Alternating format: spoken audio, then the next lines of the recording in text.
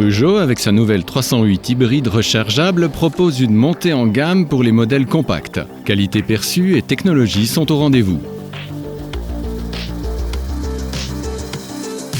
Dès le premier coup d'œil, on remarque la silhouette racée et aérodynamique de cet hybride plug-in.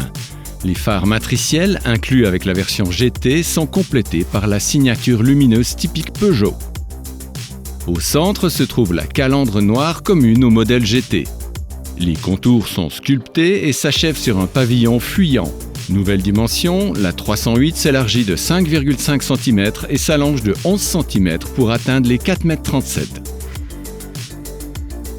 Ces cotes revues à la hausse sont perceptibles à l'avant, tandis que sur la banquette arrière, l'espace aux jambes, bien qu'amélioré, reste moyen.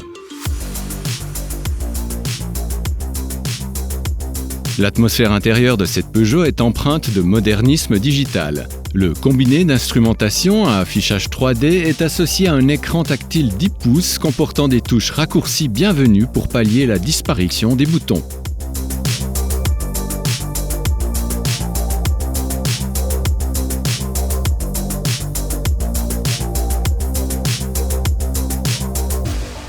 Lors de notre test, la console centrale a toutefois présenté quelques bugs temporaires lors de l'utilisation.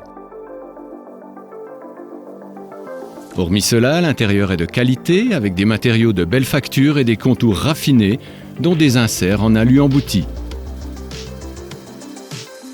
La sellerie cuir en option est confortable et propose divers programmes de massage dignes du haut de gamme. Le coffre cubique est bien configuré, mais avec 361 litres, la capacité est moyenne au vu des dimensions accrues de cette nouvelle mouture. En cause, près de 51 litres sont utilisés par la batterie lithium-ion de 12,4 kWh. Le moteur électrique de 110 chevaux évolue en bonne harmonie avec le 1,6 litres turbo de 180 chevaux. La puissance cumulée de 225 chevaux procure des accélérations sportives pour une compacte et de solides reprises. L'ensemble est parfaitement secondé par la boîte automatique à 8 rapports douce et réactive. Le châssis de cette Peugeot 308 est bien rivé à la chaussée et quasi neutre grâce à son centre de gravité légèrement abaissé. Le volant à méplat confère une impression de guidage très direct, mais les sensations sont quelque peu atténuées. Le poids à vide de 1835 kg est important et la charge utile n'est que de 285 kg.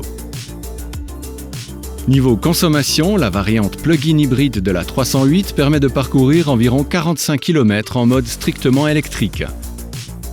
En parcours pendulaire, la moyenne s'est établie à 4,3 litres et 10,5 kWh par 100 km, un bon résultat. La consommation sans charge est acceptable. Une recharge complète sur une borne domestique dure environ 3h45. Au chapitre prix-prestation, cette Peugeot bénéficie d'une dotation accrue. Dès le deuxième niveau, le navigateur est inclus. La version GT, ici testée, comprend une large palette d'assistance, dont le système de changement de voie semi-automatique. L'entretien est relativement onéreux. Bilan. La Peugeot 308 hybride plug-in testée en version GT Pack se part d'une belle silhouette dynamique.